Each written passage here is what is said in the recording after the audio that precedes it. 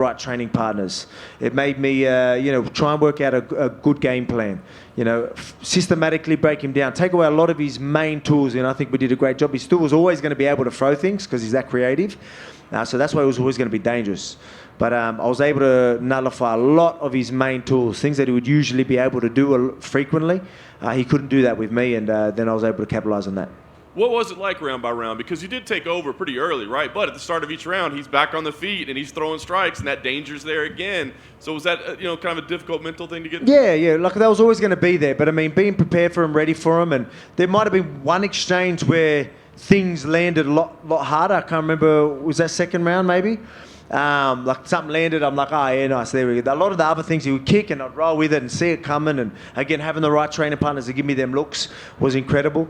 But yeah, there was one that maybe done something, the punches landed, I was like, oh yeah, they got in, I was fine, but he did a good job there. But other than that, I was all right. Even though he was flicking stuff out and maybe, landing on hands and, maybe touching the top of the head and things like that, I was still pretty comfortable in there, and still seeing it all coming. So I just had to pick the right moments, because again, like you go in a little too aggressive without the right setup, it could be good night. So he's the type of guy that you need to be careful. You need to be smart. You know what I mean? You need to be thinking in there. You need to be doing the right things, and we did the right things.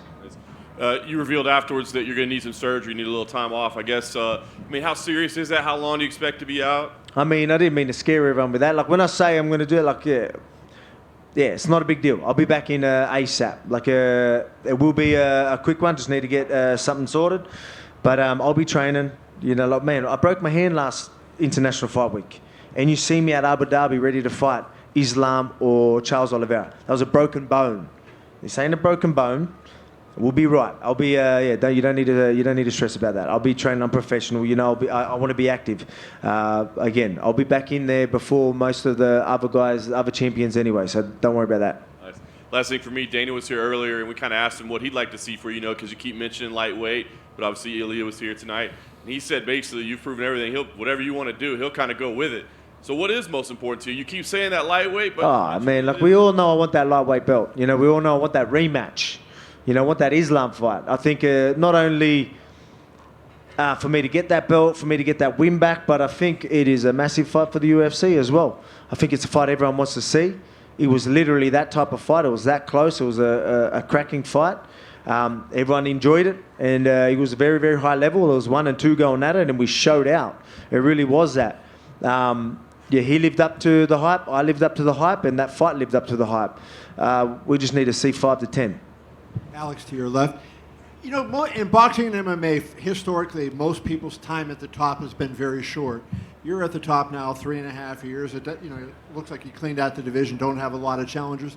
Why do you think it is that most people can't last as long, and what is it that makes you special that you remain on top after such a long period of time? How will I stay on top, or what I need to do? How are you staying on top? What's different in you than it is with other guys who are physically talented? Yeah, well, I think it's just that, the passion for the sport, and the mindset. Like finding, for me, it's pretty easy. It's not hard for me to find a way to be motivated. Well, no, I don't need to be motivated. It's discipline. You know what I mean? People talk about, people want to listen to music. People want to do all this fancy shit to get motivated. I don't need that. I've got discipline. I'm going to turn up anyway. But I'm passionate about what I do. I always find a way. I always switch some things in there to get me hyped up. Especially for this one. I told myself, this guy's dangerous. Whether I... I literally made it as if, man, this bloke's going to maybe knock you out. You know what I mean? Whether I did that so I would turn up in the gym, whether I'm that clever with that shit, I don't know. But it was like that. It literally was. I was like sitting there, oh yeah, shit, all right, let's get to work. No mucking about. Take this serious. And I did, 100%. And that's why you see me get better. But I said it all week. I'm in these sessions, doing training sessions, and I am... Like I say, I'm passionate. You got to see me in there. We're breaking down techniques, and I could talk about it for hours. I got Joe yelling at me. He's like, "Get out, man! I've got to lock up the doors." Like, what are you doing? You know what I mean? Because I'm just talking about details, and I get right into it. That's how passionate I am about it. Now, there's not many people at the top that've been at the top for 3.5 years, as you said, that are more passionate than a few years ago. I guarantee I'm more passionate now than I was before. I love this game. I'm proud of where I am, and I'm proud of what I do, and I'm very happy I do this, and I'm privileged. This is a privilege to do something that I love and make money from it. So on the other side of that, then, when you look at it, a lot of guys come in here and they say, hey, I want to get to my after party or whatever, and they have another thing to keep them relaxed and not, do you worry about burnout because you're going so hard for so long that, like, after a while you get sick of it, like you lose your passion for it because you're pushing so hard? No, I wouldn't say I get sick of it. I mean, it's hard work. I'll be lying to you. Like, doing this, it is hard work. As I said, I need to get think a few things, like being in pain 24/7. It's it's hard work. I'm not trying to feel sorry for myself, but it's sometimes you might need a little bit. You might need a little bit of time off, and I don't want time off. Like I said, give me a week. That's all good. Get the surgery. I'll be back in the gym. I can focus on a couple of things and chill with my family, and then back to work. But I mean, it's hard work. I don't know how to answer that question properly, but I mean, I still love this. But I mean, I'm not getting any younger. The body's feeling it, but that's why I'm in my prime, and I want to take advantage of it. That's why, even though I'm going to get surgery, even though I'm going to be injured, I need to get back in there because I don't know how long I'm going to be able to stay on top. I go, I'm passionate. I'm experienced. I'm in my peak. How long is that going to last? So let's get to work. Let's get two of these bad boys. Yeah, my last question for you, Alex, would be, a lot of people are great physical athletes and they do it. And it seems to me like, obviously you talked about your preparation, but it seems like maybe you're smarter than a lot of other guys in terms of understanding the game and understanding not only what it takes to win in the cage, but sort of what it takes to get your body through a long training camp. Would you agree with that? And do you feel like the fact that maybe your wisdom for this sport and your understanding of the sport is underrated? I think there's a lot to do with that in many ways. You might have physios and doctors that'll tell you different. Then here I am telling you, I do this, and I'm very smart with the way I think, but they're probably looking at me like, oh no, you literally run your body through the ground every freaking day. I'm sick of fucking treating you. But that's just how I am. But I mean, I still think we do the right stuff. I'm getting through these camps. Again, I just got a couple little things to fix up, and I'm back in there kicking ass again. Alex, over here. Yep. After the Islam fight, a little bit of the narrative, I think even you said a little bit, is you were kind of drawing attention to when he would land punches, like you would kind of smile and point at him. You did that a bit against Yair too. I still did that, did I? Yeah. So I'm wondering, is that something you have to work on and can't I think so, because there was times like where there was one when he did it, like he ended up landing it. That landed bigger, like it didn't rock me, but I was like, nice. Like he ended up following up. But I mean, there's times where things barely land, like even in that fight. Like he'll do it, the timing was good. I thought I was out of the way and he just got me, and I'm like, like touche, you still got me. Like good timing, good reach, good distance. And then everyone's like, whoa, he's acknowledging it. Like, whoa. And I was like, oh, fuck, all right, I better stop doing that. And then you're saying I did it again. I mean, I don't know how people look at it that way. It just shows you how composed I am in there, how relaxed I am in there. I'm sitting there going, yeah, well done. You got me one. You know what I mean? It shows you, like, I'm not even expecting you to land one. So I'm surprised, and I'm saying, well done, congratulations. That's all you're going to get. You know what I mean? Like that's how I'm looking at it. So people looking at it different. I feel like me sitting there and them just touching and me going, oh, yeah, well done. And then you got, especially in that, look, man, I don't want to get into that, but I mean, in his fight, like doing these things, I'm like, it's full losing composure. Like, how does that not look worse than me going, yeah, well done. But I don't know, people look at it different. Maybe I've got to work on it, because at the end of the day, all that matters is what everyone else thinks, right? And what them judges think. So if that is really going to be something that sticks in their head, we talk about being smart, fighting smart, having IQ. I need to work on that. So maybe I need to do something about that. Earlier in the week, Charles had said that October might be too soon for him to fight Islam in Abu Dhabi. So I'm curious, did you hear that? And if not, does that kind of make you circle that date even more? Well, it makes it a lot better opportunity for me to step in there. But I mean, like I said, I'm not ruling that out. It's funny, these people want extra time. Like, here I'm telling you I'm going to get surgery, and I'm probably going to turn up there on October. So that's what I'm showing you, you know what I mean? Find me a champ, there's not many of them anyway. I know you maybe got your Izzies and myself that is doing this. We're going out there, we're staying active, we're fighting the fights that a lot of people wouldn't. So I think people need to respect that a lot. People talk about BMFs and all that type of stuff. They're real BMFs. Guys that turn up when there's a lot on the line. And yeah, I'll leave it at that. Obviously, Alex over here. One more quick, sorry. You had the face-off with Ilya cage side when he was when you were leaving. Historically, like, you know, you and Max have been pretty respectful. Like, I know you and Brian got under each other's skin on The Ultimate Fighter, but he talks a lot, and he hopped the barricade to face off you. Does that get you excited that you'll have also a foil at press conferences and in the media to like? 100%. See, mine and Ortega's was a little bit. It's weird. Just spend too much time to each other, and we just got annoyed with each other. This guy's going to be just talking his shit, and I love that. I'm like, yeah, talk your shit. Now I can have a bit of fun with it and punch you in the face for it. You know what I mean? And feel good punching your head through the canvas. Because again, like, I'm gonna squash that bloke, so it doesn't matter. Alex over here. How cool was it to see Dan Hooker get that win, and then you going to your fight? Were you kind of paying attention to that and thought, man, I got to go out there and keep? Yeah, we'll probably put a video out there. Yeah, we'll go nuts for that. It was a cracking fight, man. It was nuts, man. How tough is that bloke? And then breaking his arm and still going through it.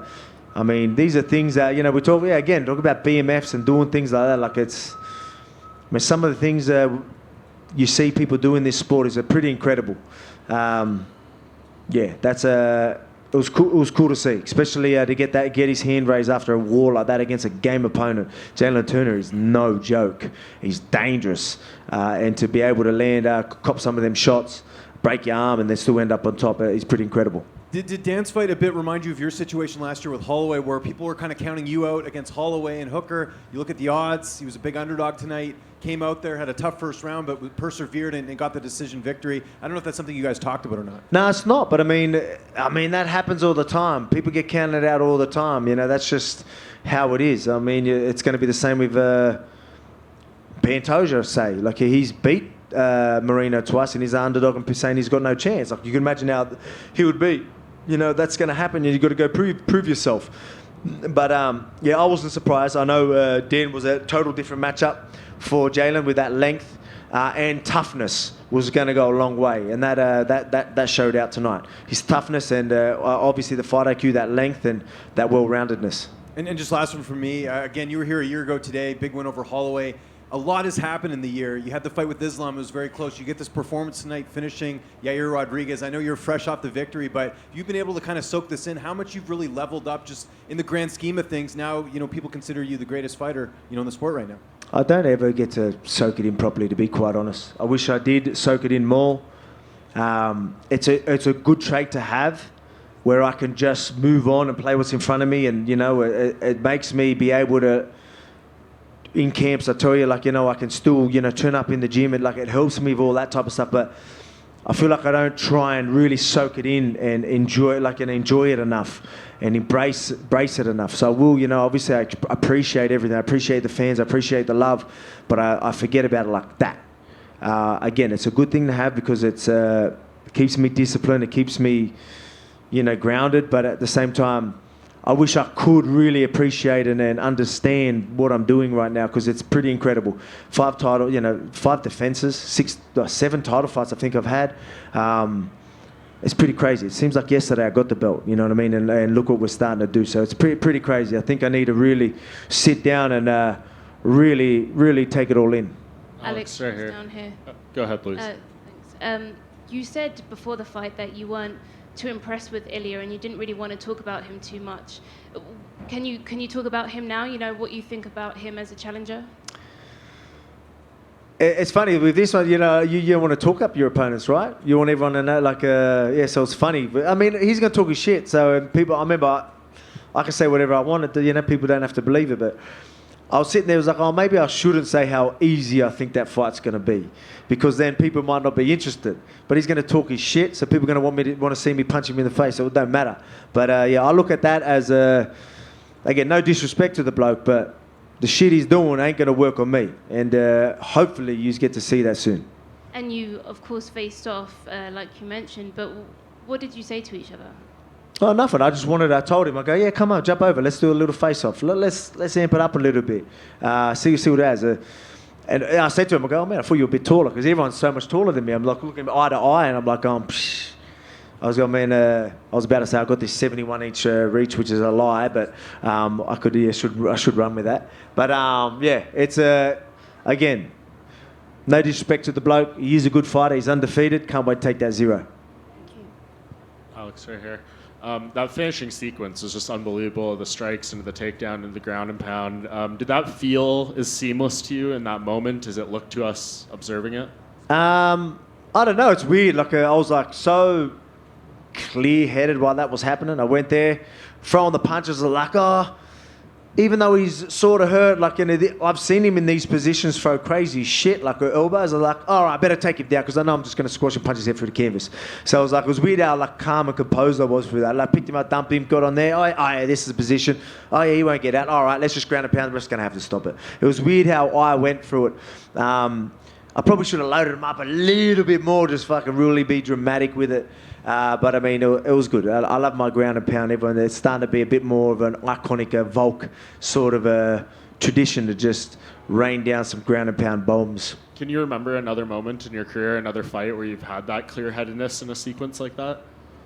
I'm pretty clear-headed all the time, to be quite honest. But maybe in the heat of the moment like that, while you're getting the finish, like, yeah, like that.